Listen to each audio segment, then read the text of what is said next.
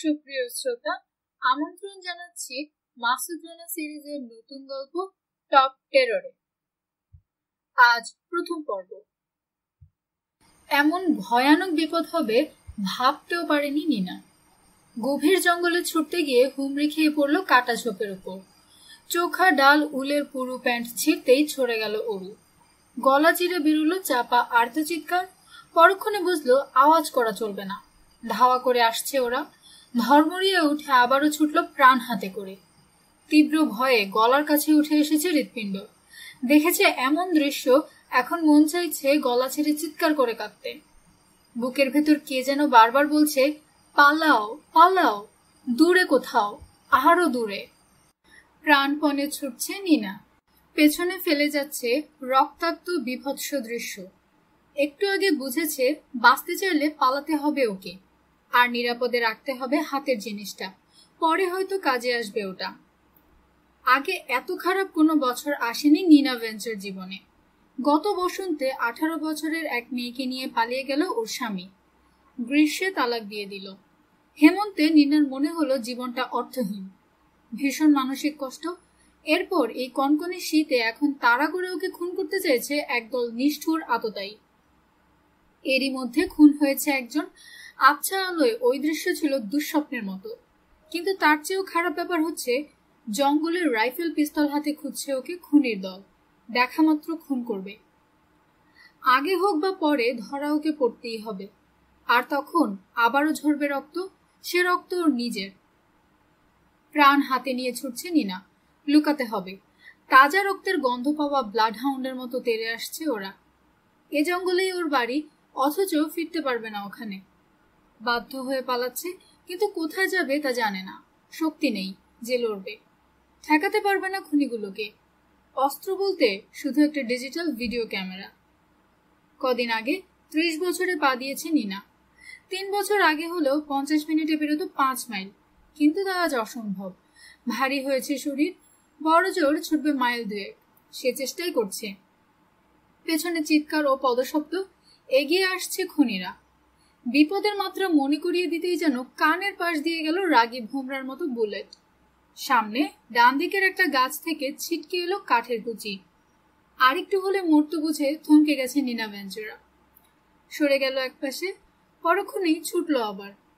ঢিবির মতো উঁচু হয়েছে সামনের জঙ্গলের মাটি। ওখানে জন্মেছে হাজারো ঝোপঝাড় ও লতা গাছ। শৈবালে ছাওয়া উপড়ে পড়া এক গাছ টপকে ওদিকেই চলল নিনা। আবারও কানের পাশ দিয়ে গেল বুলেট। আর একটু বাড়ল দৌড়ের গতি। হাঁপাচ্ছে বেদম। সামনে দূর থেকে এলো চাপা গর্জন। নিনা ভাবল খুনির দল এনেছে আর্মার্ড ভেহিকল, কিন্তু পরক্ষণে বুঝলো প্রকাণ্ড কোনো কামানের গোলাবর্ষণের মতো শোনালেও ওই আওয়াজ আসলে গ্রেট ওয়েলস জলপ্রপাতের। আগেও কবার ওদিকে গেছে নিনা। তখন টিলা বেয়ে নেমে গিয়েছিল নদীর তীরে। ছুটতে ছুটতে ভাবল, কেমন হয় সোজা গিয়ে জলপ্রপাতে ঝাঁপ দিলে। খাড়া টিলা থেকে বহু নিচে উন্মত্ত নদীর মতো তুমুল বেগে ছুটে চলে সাদা জলরাশি। কিন্তু ওখানে নামতে হলে চাই অনেক সময়। তাছাড়া পা পিছলে গেলে সোজা পড়বে 150 ফুট নিচের জলমগ্ন পাথরের উপর। মরবে নির্ঘাত। না, অনুচিত হবে জলপ্রপাতের দিকে যাওয়া। ইলেকট্রিফাইড বেড়ার চেয়ে কম বিপজ্জনক নয় ওটা। ওদিকটা বাদ। দৌড় না থামিয়ে সরু জঙ্গলে পথ থেকে সরে গেল নিনা।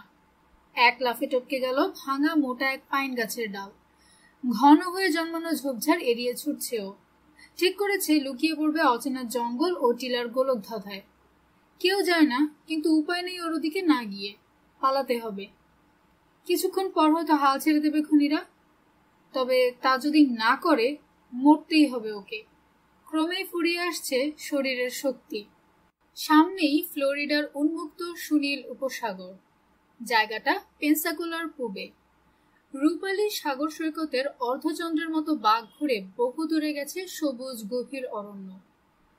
কিছুক্ষণ হলো রানা খেয়াল করছে ডানের সৈকত ধরে হেঁটে আসছে এক যুবতী। সামান্য কাত হয়ে শুয়ে তৃতীয়বারের মতো তাকালো রানা।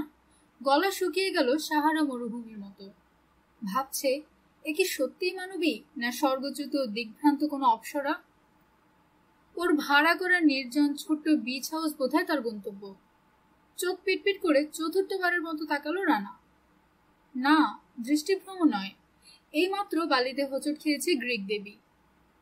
বিড়বিড় করে কি যেন বলল, কিন্তু সাগরের শো শো আওয়াজ ও ঝিরঝিরে হাওয়ায় চাপা পড়ল তার কথা।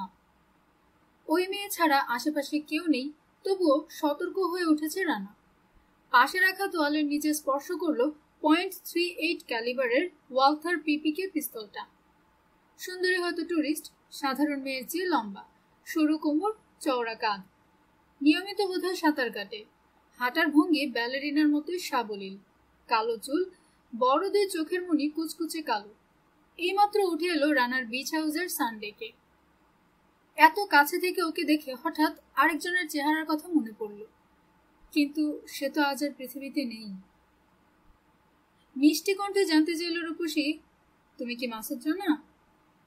উদম রান্নার পরনে শুধু নীল হাফ প্যান্ট। ভাবেনি নির্জন বিচ হাউসে আসবে কেউ। মেয়েটা আগ্রহ নিয়ে দেখছে ওর শরীরের আবছা হয়ে আসা পুরনো ক্ষত চিহ্নগুলো। বিয়ারের ক্যানে চুমুকের ফাঁকে আরেকবার দুদিকের সৈকত দেখল রানা, কেউ নেই।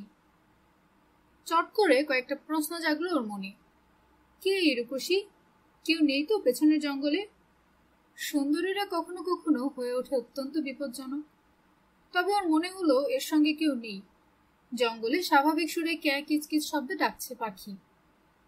একটু কাত হয়ে দাঁড়ালো মেয়েটা। উড়োর পাশে ঝুলছে সুতলিতে বাঁধা দুপাটি স্যান্ডেল। সহজ সুরে আবারও জানতে চাইল, তুমি তো মাসুদ রানা? তাই তো মনে হয়, বলল রানা। তুমি? আমার নাম জুডি ব্ল্যাকউড। রানার পাশে মেঝেতে বসে পড়ল সে। আমার ভাইকে চিনতে, ওর নাম ছিল মাইক ব্ল্যাকউড। চট করে মাইক ব্ল্যাকউডের কথা মনে পড়ল রানার। সিআইএ এর তুখোড় স্পাই হওয়ার যোগ্যতা ছিল তার। চাকরি নিয়েছিল নিউ ইয়র্ক পুলিশ ডিপার্টমেন্টে। বয়স তখন 32। বড় পদের কজন ঘুষখোর অফিসারের সঙ্গে মতবিরোধ হওয়ায় গেল চাকরি। শতখানেক প্রতিযোগীকে হারিয়ে ট্রেনিং নিয়ে যোগ দিল রানার এজেন্সিতে। মাত্র কমাসে হয়ে উঠল নিউ ইয়র্ক শাখার ডেপুটি চিফ। কিন্তু রাশিয়ান মাফিয়ার ড্রাগস বিক্রেতা একটি উপদলের বিষয়ে তথ্য সংগ্রহ করতে গিয়ে গভীর রাতে খুন হয়েছিল হার্লেমের এক পতিতালয়ে। 3 দিন পর পাওয়া গেল ক্ষতবিক্ষত লাশ। তার শেষকৃত্যের কদিন পর নিউ ইয়র্কে পৌঁছে রানা। পুরো 7 দিন ব্যয় করে সংগ্রহ করল তথ্য। তারপর রানা ইনভেস্টিগেশন এজেন্সির কজন ছেলেকে সঙ্গে নিয়ে পূব মিড টাউনের রাশিয়ান মাফিয়ার হেডকোয়ার্টারে হামলা করলো ভোর রাতে। মাত্র 20 মিনিট সময় নিয়েছিল ওরা, তারপর সরে যায় পুলিশ আসার আগেই। পরদিন মাঝ সকালের দৈনিক পত্রিকার সংস্করণে প্রথম পাতায় বড় অক্ষরে প্রকাশিত হলো, কারা এরা? আর্টিকেলের মূল বক্তব্য, খুন হয়েছে নিউ ইয়র্কে জেকে বসা রাশিয়ান মাফিয়া ডন মিখাইল জাকায়েভ এবং দলের ঊর্ধ্বতন সদস্যরা। কৃতিত্ব নেয়নি কেউ। সরকারের উচিত এই লোকদেরকে খুঁজে বের করে পুরস্কার দেওয়া। আকারে ঠিক গন্ডারের মতো ছিল মাইক। এই অপসরা তাহলে ওর বোন? তুমি মাইকের বোন? উঠে বসল রানা, তোয়ালের নিচে ডান হাতে পিস্তল। 2 বোনের একজন, বলল জুডি। আমার বোনের নাম নিনা, বয়সে আমার চেয়ে 5 বছরের বড়। মেয়েটা কেন এসেছে ভাবছে রানা। রিং খুলে বাড়িয়ে দিল ঠান্ডা একটা ক্যান। জুডি ওটা নেয় দিতে চাইল গ্লাস, কিন্তু মাথা নেড়ে মানা করলো মেয়েটা। দীর্ঘ চুমুক দিল বিয়ারে। হয়তো ভাবছো কেন এখানে এসেছি? কথাটা মিথ্যে নয়, স্বীকার করার সুরে বলল রানা। চিমচাম বিচ হাউস দেখছে মেয়েটা। সেকেন্ড পর বলল, খুব সুন্দর, তবে বড় নির্জন। ভালো লাগে একা থাকতে এখানে? মন্দ লাগে না, ছুটি কাটাচ্ছি। অবাক হচ্ছি আমাকে খুঁজে বের করলে কি করে। বিসিআই চিফ মেজর জেনারেল অবসরপ্রাপ্ত রাহাত খান, প্রিয় বন্ধু সোহেল আহমেদ, জন হার্বার্ট ও বাড হিগিন্স ছাড়া কেউ জানে না ও আছে এখানে। ওর বস অথবা ঘনিষ্ঠ বন্ধুরা কেউ কারো কাছে মুখ খুলবে না। বারবার অনুরোধ করেছি, তাই ঠিকানা দিয়েছে জন হার্বার্ট, বলল জুডি। অর্থনৈতিক মন্দা চলছে বলে নিজের ডিটেকটিভ এজেন্সি বন্ধ করে দিয়েছে জন হার্বার্ট। বাধ্য হয়েই চাকরি নিয়েছে প্রিয় বন্ধু রানার ইনভেস্টিগেশন এজেন্সিতে। কদিন হলো ফ্লোরিডার টাম্পা শহরে খোলা হয়েছে এজেন্সির শাখা। ওটার চিফ করা হয়েছে জন হার্বার্টকে। রানা গভীর মনোযোগে দেখল মেয়েটাকে। তার চোখে কিসের এক বিষাদ। আরো কয়েক সেকেন্ড পর কালো 2 মণি লক্ষ্য করে রানা বুঝে গেল এই মেয়ে হুমকি নয় ওর জন্য, আছে মস্ত বড় কোনো বিপদে। জন হারবার্ট নিজে একটা কেস নিয়ে ব্যস্ত, তুমি হয়তো আমাকে সাহায্য করবে, তাই পাঠিয়ে দিয়েছে তোমার কাছে। জানিয়ে দিয়েছে কল করলে বিরক্ত হতে পারো, কাজেই তা করবে না। শেষে উপায় না দেখে নিজেই চলে এসেছি। চুপ করে আছে রানা। খুব বিপদে আছি, বলল জুডি। তাছাড়া জানতাম কার কাছে আসতে হবে। আমার বড় ভাই মাইক দুনিয়ায় কাউকে বিশ্বাস করলে সে লোক ছিলে তুমি। ও বলেছিল ওর কিছু হলে যেন প্রয়োজনে যোগাযোগ করি তোমার সঙ্গে। আগে কখনো ভাবিনি সত্যিই সাহায্য চাইতে হবে। মাইক আর কিছু জানায়নি আমার ব্যাপারে? তেমন কিছু না, অবশ্য তুমি নাকি দুনিয়ার সেরা কজন কমান্ডোদের একজন, বলতে পারো সেজন্যই ছুটে এসেছি এত দূর থেকে। চুপ করে থাকলো রানা। তোমার বন্ধু হারবার্ট বলেছে আমার জন্য না হলেও মাইকের খাতিরে হয়তো সাহায্যের হাত বাড়িয়ে দেবে তুমি। ঠিক কি ধরনের সাহায্য আশা করছো? বলল রানা। আমি খুঁজে বের করতে চাই আমার বড় বোনকে। হারিয়ে গেছে? সেক্ষেত্রে যাওয়া উচিত পুলিশের কাছে। লাভ নেই, ওখানকার পুলিশ কোনো সাহায্য করবে বলে মনে করি না। আমার ভয় হচ্ছে হয়তো খুন করা হয়েছে ওকে। বিয়ারের ক্যান শক্ত হাতে ধরল জুডি। নিজের ক্যানটা মেঝেতে রাখলো রানা। কি ধরনের সাহায্যে আসবো ভাবছ? হতে পারে এখনো খুন হয়নি নিনা। দৃঢ় প্রতিজ্ঞ সুন্দরীর নাক এখন ঠিক ওর ভাইয়ের নাকের মতো ফুলে উঠেছে। খেয়াল করলো রানা, চেহারায় ভীষণ জিদ। নিনা বেঁচে আছে কি নেই তা জানতে চাই, বলল জুডি। এমনও হতে পারে হয়তো জোর করে আটকে রেখেছে ওকে কেউ। উদ্ধার করা এখনো সম্ভব হতে পারে, তাই সাহায্য চাইছি। চোখে মুখে করুণ আরতি ফুটে উঠল মেয়েটার। ওই বড় বোন ছাড়া আপন বলতে কেউ নেই আমার। রানা এজেন্সিতে কাজ করতে গিয়ে খুন হয়েছে এজেন্ট মাইকেল ব্ল্যাকউড। তার পরিবারের বিপদে অবশ্যই সহায়তা করবে রানা, কোনো অবস্থাতেই পিছিয়ে যাবে না। তার মানে কষ্টার্জিত ছুটিটা এখন তুলে রাখতে হবে শিখে। মনে মনে বলল, যা বেটা, এবার খতম হলো তোর বিশ্রাম। ভাবলো ছুটিতেও যা খুশি তাই করতে পারে। তবে বিষয়টা বিসিএ চিফ মেজর জেনারেল অবসরপ্রাপ্ত রাহাত খানকে জানিয়ে রাখা ভালো। ঠিক আছে, সাধ্যমতো চেষ্টা করব আমি। মেয়েটিকে আশ্বস্ত করলো রানা। ওর খোঁজে কোথায় যেতে হবে? কোথা থেকে হারিয়ে গেছে তোমার বোন? কেনটাকির ছোট এক শহর থেকে শুরু করব আমরা, ওখানেই ছিল ও। আমরা মানে? তুমিও যেতে চাও? এই কাজে বিপদ হতে পারে, তুমি সঙ্গে থাকলে আমার কাজের অসুবিধা হবে। আমি একাই যাব। প্লিজ, আমি সঙ্গে থাকতে চাই, কথা দিচ্ছি তোমার কাছে কোনো রকম অসুবিধা করব না। কি ঘটছে জানতে না পারলে উদ্বেগেই মরে যাব আমি। মানা করে দিতে যাচ্ছিল রানা, কিন্তু মেয়েটির কাদো কাদো মুখটা দেখে মায়া হলো। খানিক ভেবে নিমরাজি হলো, যদিও জানে কাজটা ঠিক হচ্ছে না। আজ 3 দিন হয়েছে পরিচিত কেউ বা বিসিআই থেকে কল করেনি কেউ।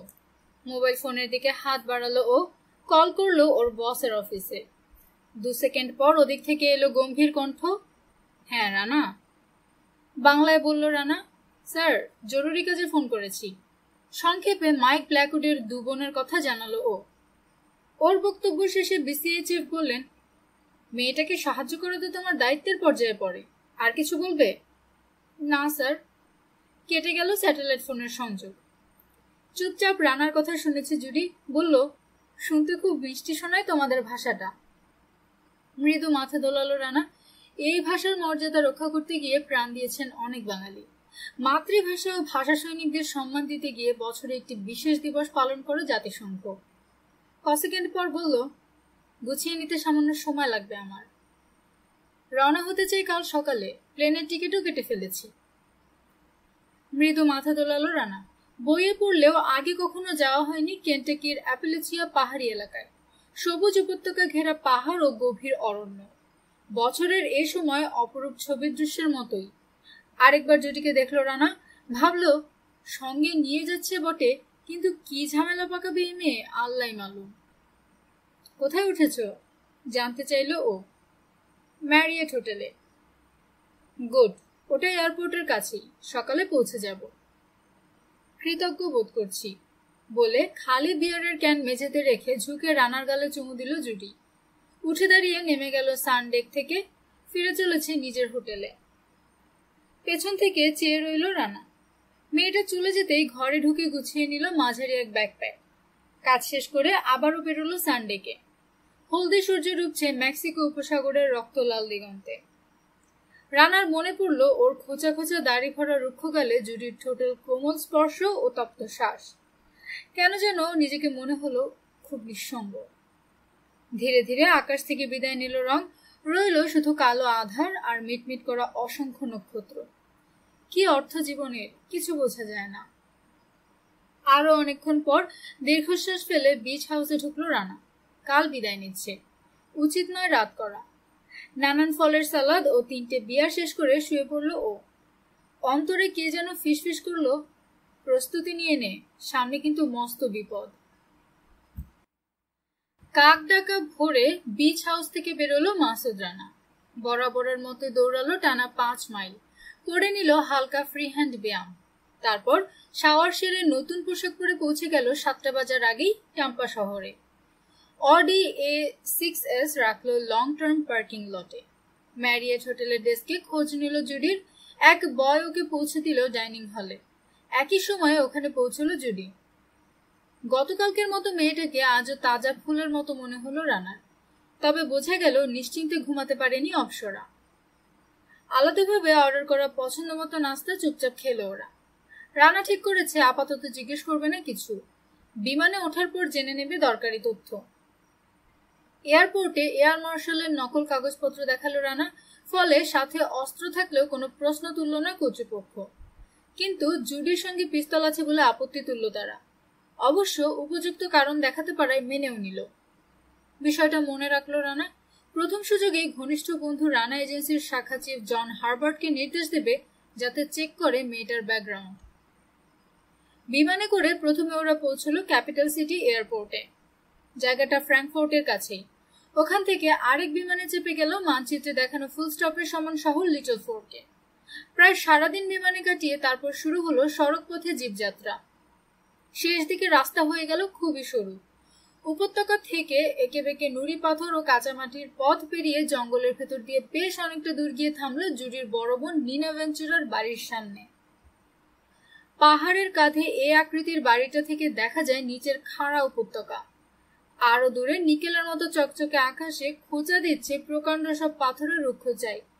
নিনার কাঠের বাড়ি ঘেরা উঁচু বারান্দায় উঠেছে সামনের সিঁড়ি। বাড়ির পাশের ছাউনিতে এখন কোনো গাড়ি নেই। চারপাশে নির্জন বিশাল অ্যাপেলেচিয়ান রেঞ্জ। পাহাড়ে চমৎকার কাঠের বাড়ি বা প্রাকৃতিক দৃশ্য রানাকে মনে করিয়ে দিল এখানে কোনো মেয়ে একা বসবাস করলে তার উপর যে কোনো সময় হতে পারে হামলা। হয়তো ঠিক তাই হয়েছে নিনা ভেঞ্চুরার ভাগ্যে। এখানে একা থাকতো নিনা, জানতে চাইল রানা। গত এপ্রিল পর্যন্ত ছিল ওর স্বামী। তারপর 16 বছরের একটা মেয়েকে নিয়ে পালিয়ে গেছে সে। পরে পাঠিয়ে দিয়েছে ডিভোর্সের কাগজপত্র। এরপর থেকে নিনা এখানে একাই থেকেছে। অবশ্য কখনো কখনো চলে গেছে মেইনে আমাদের বাড়িতে। রানার মনে পড়লো প্লেনে জুডি বলেছিল তালাক হওয়ার পর ওয়েবসাইট খুলে ব্যবসা করছিল নিনা। অবসরে ঘুরে বেড়াতো গ্রেট ওয়েলস ওয়াটারফল এবং আশেপাশের পাহাড় ও জঙ্গলে। এই নীরব এলাকা ও খুব পছন্দ করত, বলল জুডি। চারপাশটা ছবির মতোই সুন্দর, স্বীকার করলো রানা। নিনা ফ্রিল্যান্স ফটোগ্রাফার। নানান ধরনের ম্যাগাজিনে আর ইন্টারনেটে পাঠাতো ওয়াইল্ড লাইফ ফটোগ্রাফ। আসতো যথেষ্ট টাকা। Ford Explorer 4 wheel drive jeep ভাড়া নিয়ে এখানে এসেছে রানা ও জুডি। সামনের সিটের পেছনে গান র্যাক।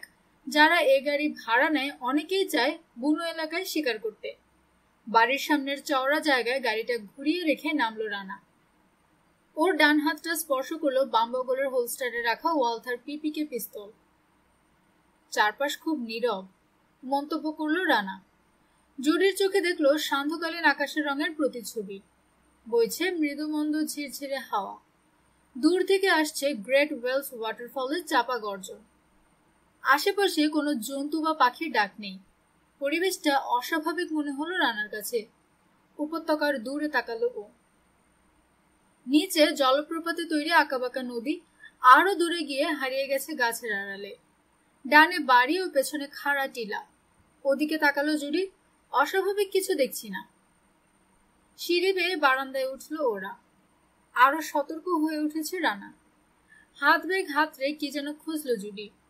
রানার মনে হলো মেয়েটা বের করবে পিস্তল। আমার কাছে চাবি আছে, বলল জুডি। বাড়িতে অ্যালার্ম সিস্টেম আছে, জানতে চাইল রানা। জঙ্গলে অ্যালার্ম বসিয়ে লাভ কি, মাথা নাড়ল জুডি। সদর দরজার তালা খুলে ভেতরে ঢুকলো ওরা। প্রথম তলা খোলামেলা, কোনো ঘর নেই। পেছনে কিচেন, একপাশে দোতলায় ওঠার কাঠের সিঁড়ি। দোতলার মেঝে গিয়ে মিশেছে প্রায় টিলার গায়ে। ওপরেই বেডরুম ও বাথরুম। এক নজরেই রানা বুঝলো তছনছ হয়েছে প্রথম তলার সবকিছু। যে কেউ বুঝবে এখানে বয়ে গেছে ছোটখাটো একটা টর্নেডো। উল্টে পাল্টে পড়ে আছে আসবাবপত্র। দেয়াল থেকে নিয়ে ছুঁড়ে ফেলা হয়েছে ছবি। মেঝেতে ভাঙা টিভি সেট ও ডিভিডি প্লেয়ার। ছিটিয়ে আছে কাবার্ড, টেবিলের ড্রয়ারের জিনিসপত্র ও ফায়ারপ্লেসের তাকের শোপিস।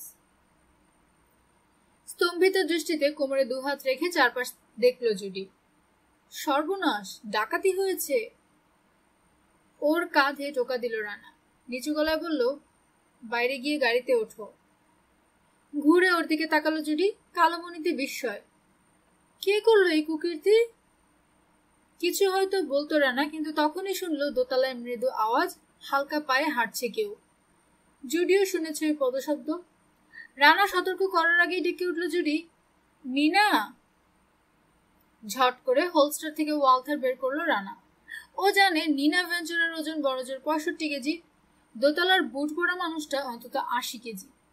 এমনি সময় বাইরে থেকে এলো আরেকটা পায়ের আওয়াজ। এই লোক রীতিমতো হাতি। গমগম করে উঠছে বাইরের কাঠের বারান্দার মেঝে। গাড়ির ইঞ্জিনের বা কারো গলার আওয়াজ পায়নি রানা। নিঃশব্দে বাড়িতে ঢুকতে চায় হাতি। রানার মনে হলো না সে আইনের লোক।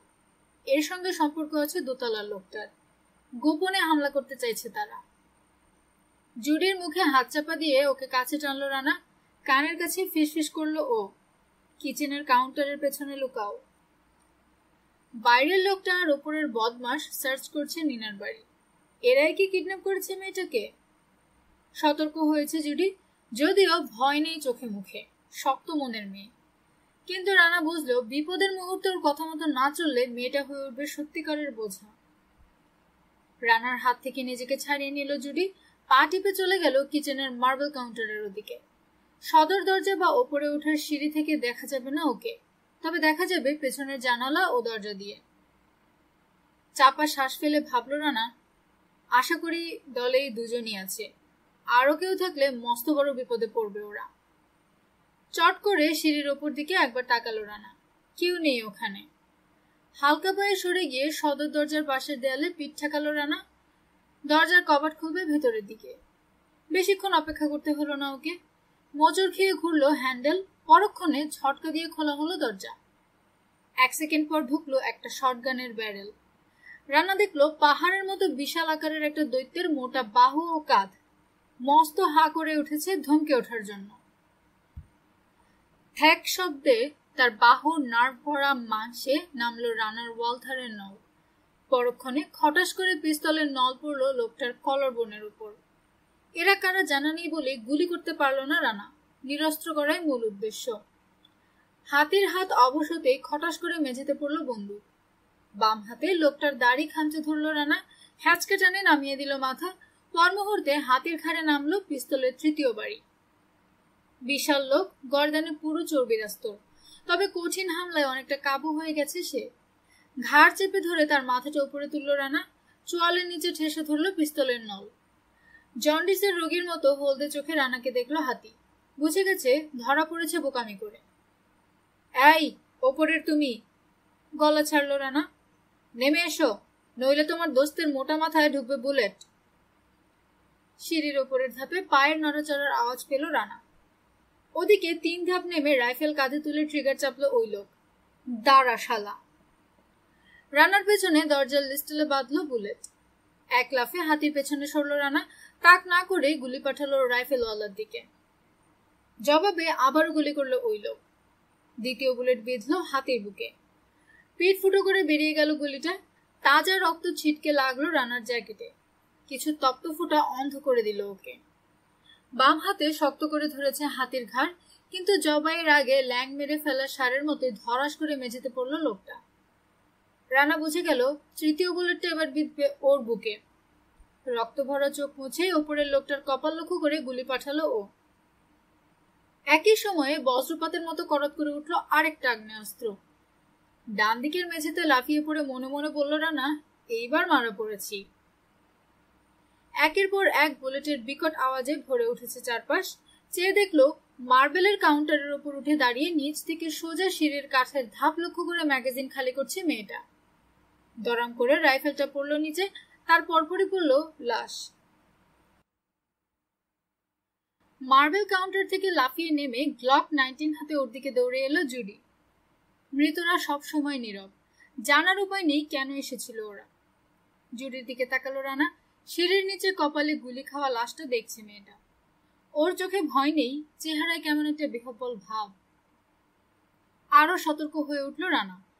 কখনো হামলা করে না দুটো বেবুন, আসে দল বেঁধে। জুডি, বাইরে গিয়ে গাড়িতে ওঠো।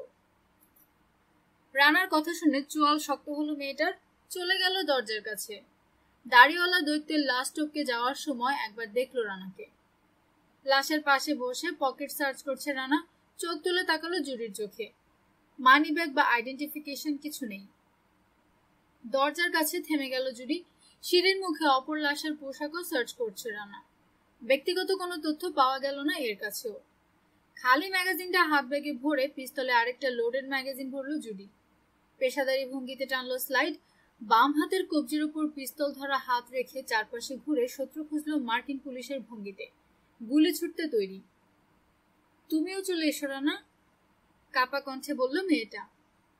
মৃদু মাথা দোলালো রানা। পিস্তল হাতে বারান্দায় বেরিয়ে এলো ওরা। ওখান থেকে পরিষ্কার দেখা গেল নিচে উপত্যকার সরু পথ ধরে ছুটে আসছে 3টি গাড়ি। প্রথম দুটো এসইউভি, পিছু নিয়ে একটা ফ্ল্যাট বেড পিকআপ। এখনো যদিও বহু দূরে, রানা পরিষ্কার দেখতে পেল তৃতীয় গাড়ির সব কজনের হাতে রয়েছে লম্বা ব্যারেলের আগ্নেয়াস্ত্র। তৃতীয়বারের মতো বলল রানা, জুডি, গাড়িতে ওঠো। রিক বেন্ডার মস্ত বড় হাতে বারবার উপরে ছুঁড়ে লুফে নিচ্ছে বড়সড় একটা মোবাইল ফোন। কারা যেন গেছে ওই মেয়ে লোকটার বাড়িতে। সামনে টেবিলে বসেছে ডিজাইনার স্যুট পরা এক লোক। কাঁটা চামচে তুলে মুখে পুড়ছে রোস্ট করা বনমোরগের বুকের মাংস। তোমার ভাই কোথায়? বাইরে, সিগারেট ফুঁকছে। ওকে নিয়ে ওই বাড়িতে যাও, বলল স্যুট পরা লোকটা। অন্য গাধাগুলোকে বিশ্বাস করি না, ডুবিয়ে দেবে।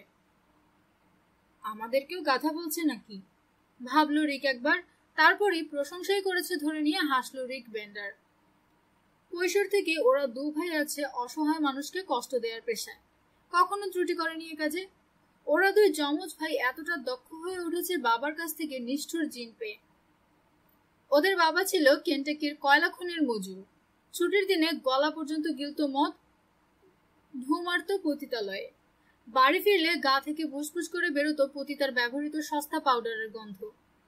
কারো রক্ত হাতে বা জামায় না মেখে থাকলে ঘুমই আসতো না।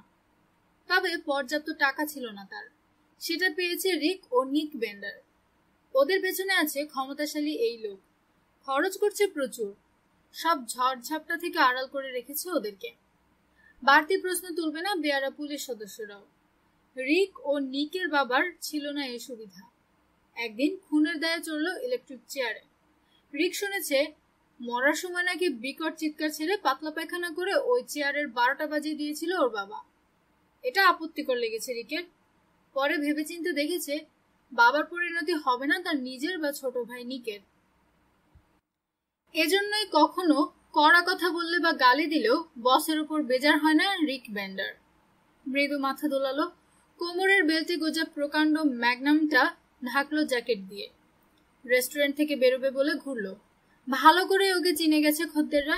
অজানা নেই দূরে থাকতে হবে রিকের কাছ থেকে। এজন্যই ডাইনিং এরিয়া থেকে ভেস্টিবিউলের পথে ওর সামনে পড়লো না কেউ। দরজা খুলতেই রিক বেন্ডারের পেরেকের মতো খাড়া চুলের ভেতর দিয়ে সরসর করে বইল শেষ বিকেলের হিমেল হাওয়া। রাস্তায় পা রেখে তাকালো দূরে। ছোট শহর লিটল ফোর্ক। কাঁধের উপর ঝুঁকে এসেছে প্রকাণ্ড পাহাড়। উঁচু সব চূড়ায় সফেদ তুষার। কদিন পর পুরো শহরটা ঢাকা পড়বে তুষারের চাদরে। জ্যাকেট থেকে মার্লবোরোর প্যাকেট বের করে ঠোঁট দিয়ে একটা শলা তুলল রিক। ধরিয়ে নিল ম্যাচ জেলে। ফুসফুসে ভরলো এক রাশ ধোয়া। জোর টানে অর্ধেক করলো সিগারেট। নিকোটিনের চাহিদা মিটতেই দালানের গায়ে ঠুসে ওঠা নিভিয়ে দিল সে। তাই দেখে নিজের সিগারেটটা ছুঁড়ে ফেললো নিক বেন্ডার। তাকালো বড় ভাইয়ের মুখের দিকে। দুই ভাইয়ের বয়স 33, গোটা সময়টা কাটিয়েছে একসঙ্গে, তবুও ছোট ভাইয়ের বিদঘুটে তেরা দৃষ্টি আজও সহজভাবে হজম করতে পারেনি রিক বেন্ডার। ছোট ভাইয়ের ডান চোখে ফ্যাকাশে নীল, অন্যটা বাদামি। এক চোখ থাকে সরাসরি সামনে, অন্যটা দেখে দূরের দেয়াল। রিকের মনে আছে এক চোখ তেরা পেলোমিনোনা স্ট্যালিয়নের কথা। শান্ত চোখটা দিয়ে দেখতো ওকে, পরক্ষণে বড় বড় দাঁতে কামড়ে কেটে নিতে চাইতো ওর নাকটা। ঠোঁট মুচড়ে ফেললো রিক বেন্ডার। নিকের মোহক হেয়ার স্টাইলটা পর্যন্ত ওই পাগলা ঘোড়ার কেশরের মতো। কাজ পেলে? জানতে চাইল নিক। হ্যাঁ। পাশাপাশি হেঁটে গেল ওরা গাড়ির কাছে। এটা নিয়ে ওদের অনেক গর্ব, নাম দিয়েছে দ্য বাইসন। আসলে Dodge Ram quad cab pickup truck. দুই মালিকের মতোই শক্তিশালী, কুচকুচে কালো। উঁচু সাসপেনশনে আছে প্রকাণ্ড 4টে চাকা। সামনের হুডে আঁকা বিশাল বাইসনের মাথা। নাক দিয়ে বেরোচ্ছে লকলকে হলদে আগুন। সেই শিখা চাটছে গাড়ির দুপাশ। ক্যাবের বাতির র্যাকে রয়েছে প্রকাণ্ড 2 শিং। দুই বেন্ডার ভাইয়ের মতোই পিকআপ ট্রাকটা কোনো খ্যাপা দানবীয় বাইসন যেন। দুই ভাই নিজেদের পছন্দ মতো গুছিয়ে নিয়েছে ক্যাব। 4 সিটের বদলে আছে মাত্র 2টো সিট। এছাড়া উপায়ও নেই, এক একজনের ওজন কমপক্ষে 560 পাউন্ড। উচ্চতায় ছোটজন 7 ফুট 2 ইঞ্চি বলে তার সুবিধার জন্য সবসময় গাড়ি চালায় 6 ফুট 11 ইঞ্চির বড় ভাই রিক বেন্ডার।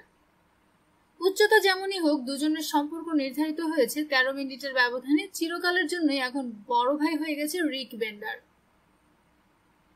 ইঞ্জিন চালু করে খ্যাপা তরুণদের মতো বার কয়েক অ্যাক্সিলারেটর দাবালো সে। পরক্ষণে তুমুল বেগে বাঁক নিল সামনের পথে। কেউ চাপা পড়লে মরুক শালা। শীতের পরিবেশে উত্তেজিত সে। হাতে কাজ পেলে ফুর্তি লাগে তার। মানুষকে কষ্ট দেওয়ার পাকা শিল্পী। আরো বড় কথা, অন্তর থেকে ভালোবাসেও এই কাজ। লিটল ফোর্ট থেকে 10 মাইল দূরে নিনা ভেঞ্চুরার বাড়ি। ওই 10 মাইল খুব দুর্গম। পেরোতে হবে পাহাড়ি সব বিপজ্জনক বাঁক ও মোড়। তাতে লাগবে কমপক্ষে আধ ঘন্টা। নিনার বাড়িতে গোলাগুলি হয়েছে সে কথা বস ন্যাশ ময়নিহানকে বলেনি রিক বেন্ডার। এও বলেনি কোনো শক্তপাল্লাকে সঙ্গে নিয়ে বাড়ি ফিরেছে ওই মেয়ে লোক। রিক ভাবছে রূপার ট্রেতে করে ওদের মাথা হাজির করবে বসের সামনে। ওটা হবে দামি রেস্টুরেন্টে দেখার মতো একটা দৃশ্য।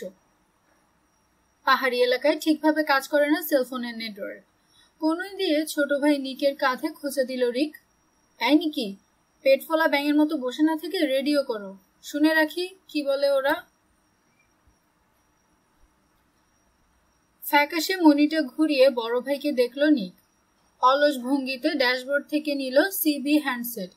মর্দা গরিলার আঙুলের মতো মোটা আঙুলে কষ্টে সৃষ্টে ছোট্ট সুইচ অন করল সে। তাদের জন্য নির্ধারিত হয়েছে একটা চ্যানেল। ওটা ব্যবহার করবে না আর কেউ। দলের ভীতু এক লোকের কাছ থেকে রেডিও করল নিক। ওই শহরের বাচ্চা, কানে ঢোকে না কিছু? কই তুই? নিক, তুমি? বেসুরো কণ্ঠে জানতে চাইল কেউ।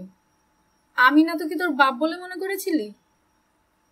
চলে এসো, মস্ত ঝামেলা বেঁধেছে, ভীত কাপা কণ্ঠে বলল ওদিকের যুবক। ভালো ঝামেলা, খরচ হয়ে গেছে লুচ্চা লিউস। মদ্দা রাষ্ট্রীয় শেষ। যে শালা নরক ডেকে এনেছে সে সহজ কেউ না। আমরা লুকিয়ে আছি জঙ্গলে। পরস্পরের দিকে তাকালো দুই যমজ। খুশিতে চকচক করছে নিকের ফ্যাকাশে মনি। পরস্পরের দিকে চেয়ে চওড়া হাসি দিল দুই ভাই। বড় ভাই, মনে হচ্ছে আজ দারুণ জমবে। সন্দেহ কি? আবারও কনুইয়ের গুঁতো দিল রিক। এবারের গুঁতোটা আদরের। রেডিও তন্যদের বলো ওরা যেন রওনা হয় ওই বাড়ির দিকে। মাথা দোলালো নিক বেন্ডার। হাততালি দিল রিক। ময়নিহানকে দিনের পর দিন বসে খেতে দেখে বিরক্ত হয়ে গেছে। তাও তো তুমি রেস্টুরেন্টে থাকতে পেরেছ।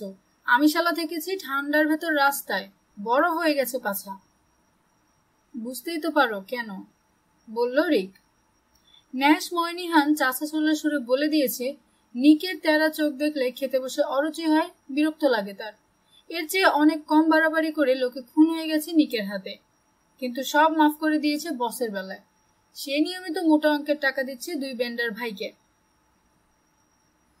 কখনো সহজ কাজ হয়ে যায় প্রায় অসম্ভব। পথের শেষ মাথায় নিনার বাড়ি। পেছনের জঙ্গল ও বোল্ডারের মাঝ দিয়ে পালাতে গেলে সামনে পড়বে দেয়ালের মতো খাড়া পাহাড়ি ঢাল। বহু নিচে উপত্যকার বুক চিরে নদী, অর্থাৎ উপায় নেই ওই পথে যাওয়ার। হাল ছেড়ে হাতের অস্ত্র ফেলে একদল খুনির জন্য বসে থাকলে পার হওয়ার সম্ভাবনা ক্ষীণ। তাছাড়া অন্য ধাতু দিয়ে তৈরি রানা ট্রেনিং নিয়েছে স্যান্ডার্স মিলিটারি একাডেমিতে। ওকে শেখানো হয়েছে শত্রুরা হামলা করবে বুঝলে আগেই লড়াইটা পৌঁছে দাও তাদের কাছে। ঠিক তাই করবে রানা। এক্সপ্লোরার জিপের প্যাসেঞ্জার সিটে জুড়ে উঠতেই এক গাদা নুড়ি পাথর ও ধুলো ছিটিয়ে রওনা হলো ও। নিচে গেছে সরু পথ। পাহাড় ও উপত্যকার আকাশে নানা রং মাখিয়ে ডুবছে সূর্য। একটু পর কয়লার কালির মতো রাত নামবে ঝুপ করে। কালো চাদরে ঢাকা পড়বে চারপাশ। আলো কমে গেলেও হেডলাইট জ্বালল না রানা। টিলার খাড়া পথে বাড়ালো জিপের গতি। শত্রুদের অগ্রসরমান 3 গাড়ি লক্ষ্য করে চলেছে ঝড়ের বেগে। লড়তে হবে, তৈরি হও জুডি, বলল রানা। একটু পরেই হামলা হবে। কারা এরা? আনমনে বলল জুডি। বন্ধু বলে মনে হচ্ছে না, মন্তব্য করল রানা। দূরে দেখলো পিকআপের পেছনে কজন। একজন কাঁধে তুলল হান্টিং রাইফেল, গুলিও পাঠালো, তবে রানার ধারণা অন্তত 1 মাইল দূর দিয়ে গেছে ওটা। যখন তোমার বোনের বাড়িতে গিয়ে দেখবে খুন হয়েছে ওদের দোস্তরা, ভীষণ নাখোশ হবে। জুডির দিকে তাকালো রানা। মুক্তোর মতো দাঁতে নিচের ঠোঁট কামড়ে ধরে আছে মেয়েটা, চোখে মানসিক কষ্টের ছাপ। আগেও পিস্তল ব্যবহার করেছ? বলল রানা। কাগজের টার্গেটে। দীর্ঘশ্বাস ফেলল জুডি। তার মানে আগে কাউকে খুন করনি? না। জানলে হয়তো স্বস্তি পাবে, তুমি গুলি করার আগে আমার বুলেট ফুটো করেছিল সিঁড়ির লোকটার মগজ। ওর কপালের জখম দেখেই বুঝেছি। তবুও গুলি তো করেছি মানুষের দিকে। ফিসফিস করলো জুডি। আমাদেরকে খুন করতে গিয়ে মরেছে ওরা, যা প্রাপ্য তাই পেয়েছে। পাশ থেকে রানাকে দেখলো জুডি। আমাকে বাঁচিয়ে দিয়েছে জুডি। তোমার গুলির ফলে ভ্যাবাচেকা খেয়ে গেছিল লোকটা। স্থির টার্গেট পেয়েছিলাম আমি। কথাটা ভাবলে দেখবে আর অতটা খারাপ লাগছে না। মেয়েটার বাহুতে হাত রাখলো রানা। ওর হাতে ডান হাত রেখে মৃদু চাপ দিল জুডি। চুপ করে চেয়ে আছে দূরে। রানা বুঝলো মানুষের প্রাণ নেওয়া নৈতিক কি অনৈতিক কাজ তাই ভাবছে মেয়েটা। এদিকে সামনে আসছে মস্ত বিপদ। ড্রাইভিং এ মন দিল রানা। সামনে এসইউভির ড্রাইভারের মনে বেশ দ্বিধা। সরু পথের একপাশে সরল, তারপর সরল অন্যদিকে। থামলো কড়া ব্রেক কষে। পাশে থামলো পেছনের এসইউভি। 2 গাড়ি প্রায় পথরোধ করতেই ব্রেক কষে থেমেছে পেছনের পিকআপ। ভারসাম্য রাখতে গিয়ে টলমল করছে কজন, তারই ফাঁকে রানাদের দিকে তাক করতে চাইল রাইফেল। তীরের বেগে চলেছে এক্সপ্লোরার জিপ। নিচু গলায় বলল রানা, ঠিক আছে জুডি, শক্ত হয়ে বসো, ধাক্কা দিয়ে বেরিয়ে যাব। ওরা আমাদেরকে খুন করবে? চেষ্টা করবে, শুধরে দিল রানা। পাশাপাশি 2 এসইউভির মাঝে সংকীর্ণ জায়গা, পাশ কাটিয়ে নিরাপদে যেতে পারবে না রানার ফোর্ড। অবশ্য ওকে ঠেকাতে পারবে না 2 গাড়ি। সংঘর্ষের 3 সেকেন্ড আগে আরো শক্তি পেতে নিচু গিয়ার ফেলল রানা। বডির সঙ্গে চেপে ধরল এক্সিলারেটরের পেডাল। ডানের এসইউভির ওপর চড়াও হলো এক্সপ্লোরার।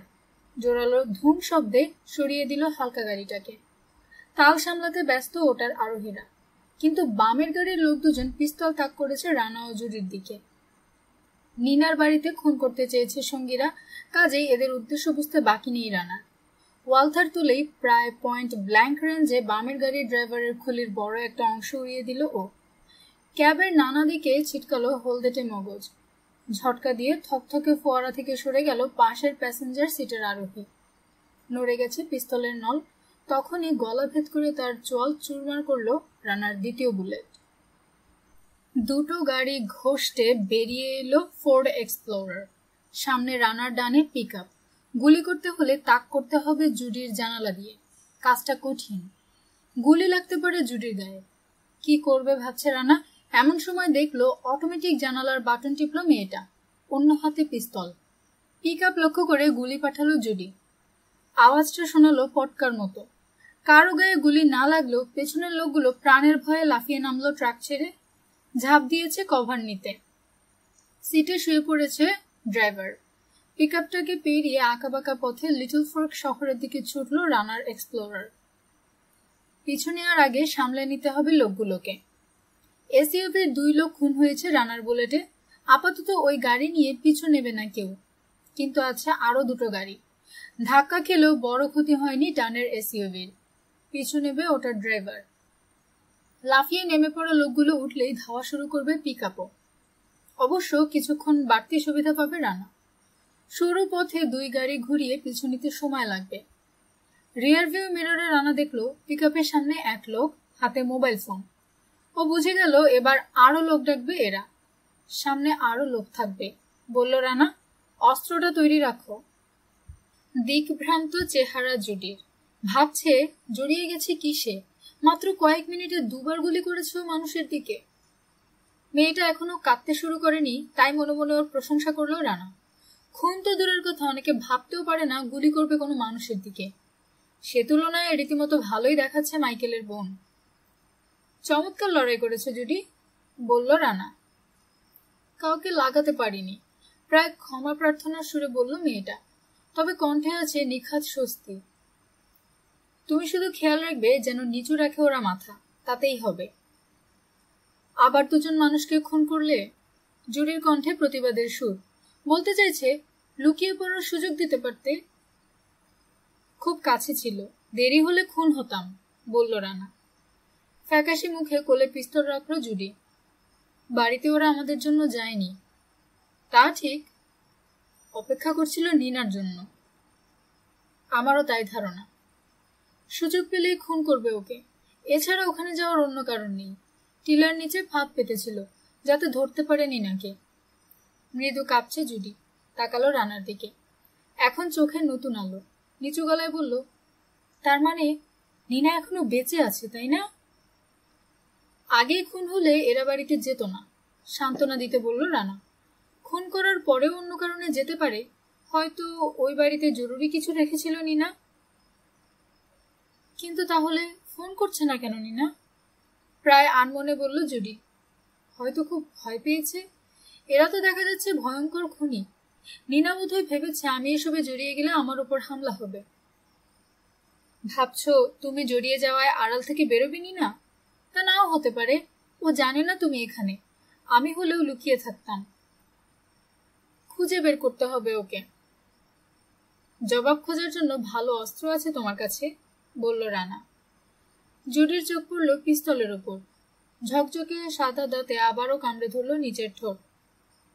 তুমি বিপদের জন্য মনে মনে তৈরি ছিলে জুডি। আসলে কি ঘটছে এখানে? আমি শুধু জানি হারিয়ে গেছে নিনা, আর ওকে খুন করবে বলে খুঁজছে একদল লোক।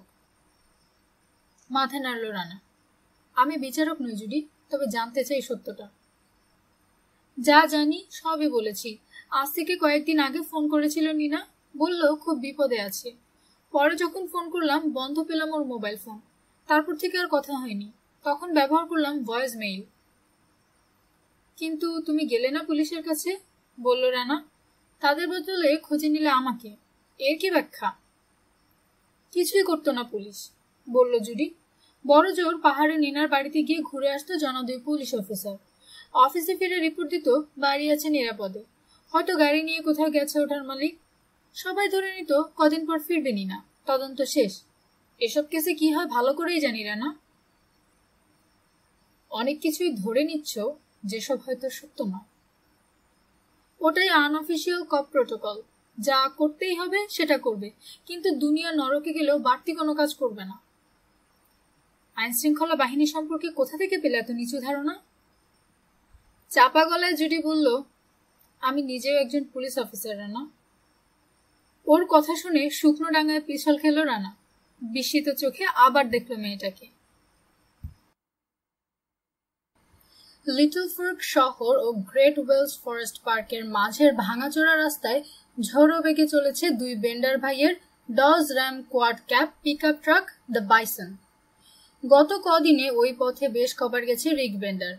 প্রতিটি বাঁক ও মোড় তার চেনা, জানে প্রতিটি শাখা পথ, ভালো করেই জেনে কোথায় করা উচিত অ্যাম্বুশ। ছাউনির মতো প্রকাণ্ড এক পাথরখণ্ড বেছে নিয়েছে সে। ওখানে বিশাল 2টো বোল্ডারের মাঝে বাঁক নিয়েছে পথ। পাথরের ছাউনির আগে ট্রাক রাখলো নিক। কোমর থেকে শক্তিশালী ম্যাগনাম রিভলভার নিয়ে রাখলো বিশাল মোটা উরুর ওপর। পাশেই সিবি হ্যান্ডসেটে চিৎকার করছে নিক। ছোট ভাইকে বলল বিরক্ত রিক, সর্বক্ষণ চেঁচাতে হবে? তো চেঁচাবো না, শুয়োরের বাচ্চারা মানুষের পচাগু। ক্রেডলে ঠাস করে হ্যান্ডসেট রাখলো নিক। ওই বাড়িতে যে দুই হারামজাদা লুচ্চা লিউস আর মদ্দা মোষ রাস্টিকে রেখেছিল ময়নিহান, তারা তো মরেছেই, খুন হয়েছে আরো 2 কুত্তা। মানে বুঝতে পারছো, 4 জন শেষ, অথচ আমরা এখনো জানিই না খুন করছে কে। তার মানে ভেঞ্চুরা মাগি ফেরেনি? মাথা নাড়ল নিক। না, অচেনা কুত্তি, সঙ্গে হারামি এক লোক, সে খতম করেছে ওদেরকে। বেটির কাছেও পিস্তল, তার গুলিতেই জানের ভয়ে কভার নিয়েছে পেছনের পিকআপের বীরপুরুষ হারামজাদারা। ম্যাগনাম নাড়ল রিক বেন্ডার। এখন কোথায় আছে ওই 2 কুত্তা কুত্তি? দুজনেই আসছে এদিকে। রেডিও করো, বলল রিক। বলো যেন ধারে কাছে না যায় ওরা, সময় মতো সব ঝামেলা মিটিয়ে দেব আমরা। বড় ভাইয়ের কথায় হলদে কোদালের মতো দাঁত বের করে হাসল নিক। ভালো হয় না মেয়েটিকে কিছুক্ষণ বাঁচিয়ে রাখলে রিক? ক্ষতি কি? ময়নিহান তো চাই নিনা ভেঞ্চুকে, অন্য কুত্তে আমাদেরকে একটু মোচ দিলে কার কিসের ক্ষতি? বাটন টিপে জানালার কাচ নামালো রিক। ওপরের রাস্তা থেকে এলো ইঞ্জিনের গর্জন। গাড়িটা ক্যানিয়নের মাঝ দিয়ে আসছে বলে বোঝা গেল না ঠিক কোথায় আছে। এবার যে কোনো সময় শুরু হবে মজা। ট্রাক থেকে নেমে পড়ল রিক। ওজন কমতেই কয়েঞ্চি উপরে উঠল গাড়ির চেসিস। ম্যাগনাম হাতে শিকারী বাঘের মতো এগুলো দানব। টের পেল ট্রাক থেকে নেমেছে তার ছোট ভাইও। পেছনে রিক শুনল শটগান পাম্প করার আওয়াজ। নিকের মস্ত 2 হাতে শটগান ছাড়া আর কিছুই আটে না। 2 বোল্ডারের মাঝে এলে অ্যাম্বুশ করব, বলল রিক বেন্ডার। গাড়িটা তো চালাচ্ছে লোকটা, ঠিক? হ্যাঁ। তো গুলি করবে তাকেই, চেহারা উড়ে গেলে আমাদের খায়েশ মেটাতে পারবে না কুত্তিটা। আমি কি তার চেহারা দেখবো নাকি? আমার নজর থাকবে ওর 2 পায়ের ফাঁকে। কড়া চোখে ছোট ভাইকে দেখলো রিক বেন্ডার। ধর্ষণ ঠিক আছে, জীবনে কম করেনি সে ওই কাজ, কিন্তু নিক যে ইঙ্গিত দিল তাতে আপত্তি আছে তার। ক্ষতবিক্ষত মুখের লাশের সঙ্গে যৌন মিলন মেনে নেওয়া কঠিন। তবে কে জানে, তাতে হয়তো খুব ফুর্তি হবে নিকের। খুব অসুস্থ মনে যে পাগলাটে চিন্তা ঘুরছে তাতে সন্দেহ নেই। চকচক করছে নীল টেরা চোখ। 4 দিন আগে এ শহরের শেরিফ ফ্র্যাঙ্ক ম্যালভিকে খুনের সময় তার কানটা ছিঁড়ে নিয়েছে সে। ওটা ঝুলছে তার বুকের চেইনে। 2 দিন হলো বমি আসছে ওর কানের পচা মাংসের গন্ধে। ম্যাগনাম রিভলভারের হ্যামার তুলল রিক। সেকেন্ডের জন্য ভাবল, গেথে দিই ছোটর মগজে একটা বুলেট, দূর হোক ওর জীবনের সব কষ্ট। ওটা দায়ী বলা যায়। ক্রমেই আরো বড় ঝামেলায় জড়াচ্ছে ছোকরা। শেষে হয়তো ময়নিহানের টাকাও বাঁচাতে পারবে না ওদেরকে। রাস্তার দুপাশে বোল্ডারের দিকে চলেছে রিক। ভাবছে, খারাপ কি, উদ্ভট চিন্তা নিয়ে যা খুশি ভাবুক নি। যেসব বদমাশের শাস্তি হওয়া উচিত তাদেরই তো বিচার করছে তারা। তাছাড়া ওই কান নিয়ে অত ভাবার কি আছে? ওটা আর কোনো কাজে লাগবে ফ্র্যাঙ্ক মালভির? সে তো শুয়ে আছে গ্রেট ওয়েলস জলপ্রপাতের ওদিকে জঙ্গলের কবরে। ওখানে কি আছে যে 2 কান পেতে শুনতে হবে? এক কানই যথেষ্ট। জিপ গাড়ির ইঞ্জিন এখন জোরালো গর্জন। ওই দুজনকে ফাঁদের দিকে তাড়িয়ে আনছে ন্যাশ ময়নিহানের নিরেট গাধার দল। করাত শব্দ হলো গুলির। রাগে দাঁত পিষল রিক। শুয়োরগুলো দেখছি নষ্ট করবে সব মজা। কুকুরগুলো জানে বোকার মতো শুধু গুলি খেয়ে মরতে। পথের আরেক দিকে সরল নিক। আজকের কাজ শেষে আমাদের উচিত ওদের কটার মাথা ভালোভাবে ঠুকে দেওয়া, তাতে যদি বুদ্ধি খোলে। তুমি কি বলো বড় ভাই? মন্দ বলনি। মূল কথা হচ্ছে ঝড়ের বেগে গুলি করা। এবার সেটাই করব, ঝাঁঝরা করে দেবো ওই কুকুরটাকে। তোমার কথা ঠিক, কিন্তু বাড়তি ঝুঁকি নেব না আমরা। ওই হারামজাদা জানে কিভাবে গুলি করতে হয়, কাজেই ওকে খুন করবে প্রথম সুযোগেই। ভেবো না বড় ভাই। হাসি মুখে শটগান তুলল নিক। অনেক কাছে গাড়িটা, ধরে নাও খুন হয়ে গেছে শালা। জিপের গর্জন শুনছে রিক। নিশ্চিত হওয়ার উপায় নেই, তবে বোধহয় গতি কমতেই বদলে গেছে ইঞ্জিনের গর্জন। 2 বোল্ডারের মাঝে সরু পথে বিকৃত হচ্ছে আওয়াজ। ডানের পাথরে হেডলাইটের আলো। সত্যি কমেছে ইঞ্জিনের গর্জন। অ্যাক্সিলারেটর থেকে পা সরিয়ে নেওয়া হয়েছে। অবাক হলো রিক। 2 বোল্ডারের মাঝে সরু পথে কমাতে হবে গতি, তাই অ্যাম্বুশের জন্য এই জায়গা বেছে নিয়েছে সে।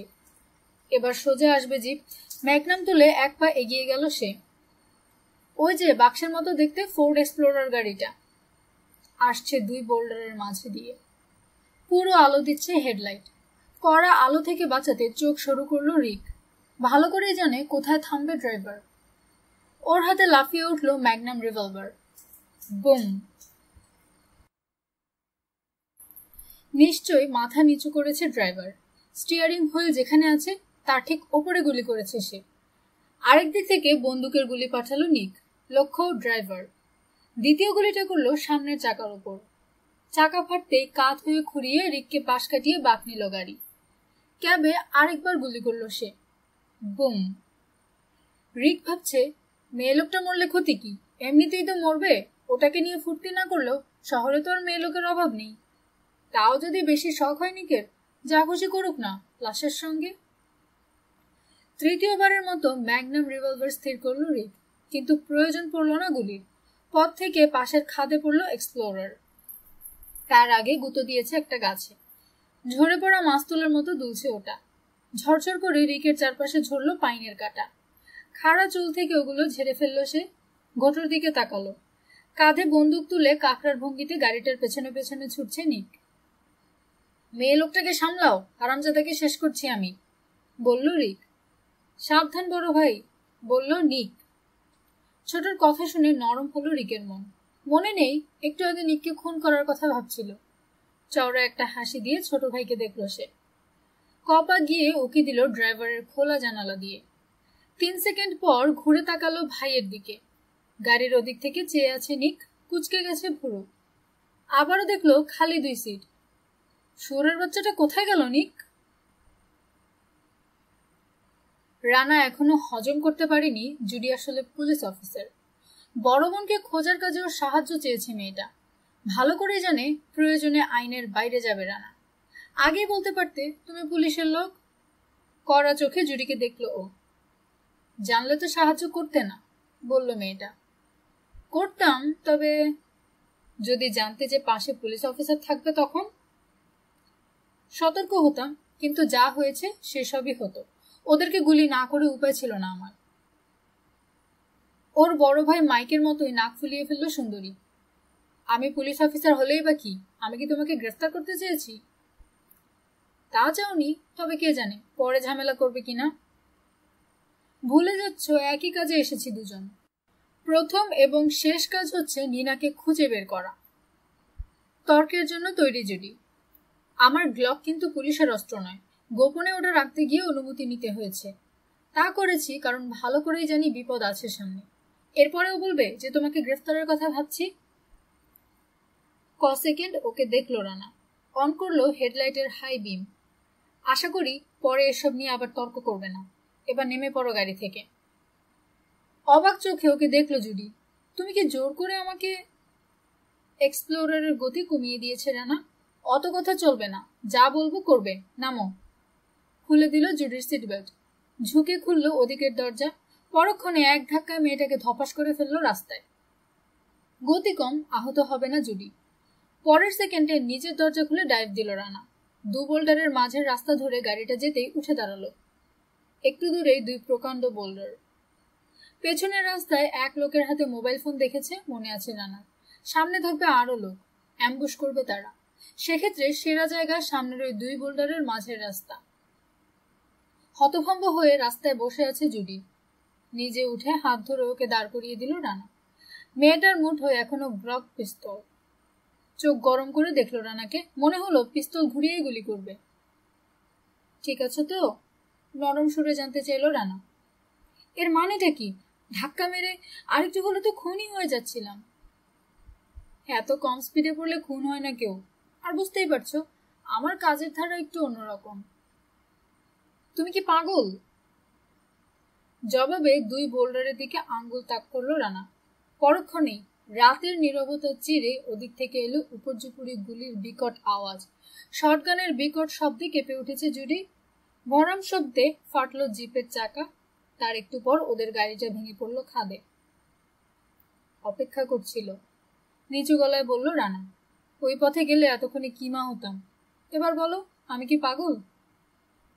আপত্তির সুরে বিড়বিড় করে কি যেন বলল জুডি। ওর হাত ধরে পাশের জঙ্গলে ঢুকলো রানা। সরে যেতে হবে, আমাদেরকে বেশি ভালোবাসে না ওরা। ঝোপঝাড়ের মাঝ দিয়ে চলল দুজন। বামে সেই 2 বোল্ডারের একটার পেছন দিক, পাশেই খাড়া পাহাড়ে বুনো জন্তুর তৈরি পথ। কিছু দূর যেতেই দুদিকে চলে গেল পথ। যেদিকটা উঠেছে পাহাড়ে, জুডিকে নিয়ে সেদিকে চলল রানা। গতি কমিয়ে 2 বোল্ডারের মাঝে পৌঁছেছে পিকআপ ও এসইউভি। হই হুল্লোড় করে গাড়ি থেকে নামলো কজন। এবার শুরু হবে ধাওয়া। জুডির হাত ধরে হাঁটার গতি বাড়ালো রানা। শিরার ভেতরে টকবক করে ফুটছে অ্যাড্রেনালিন।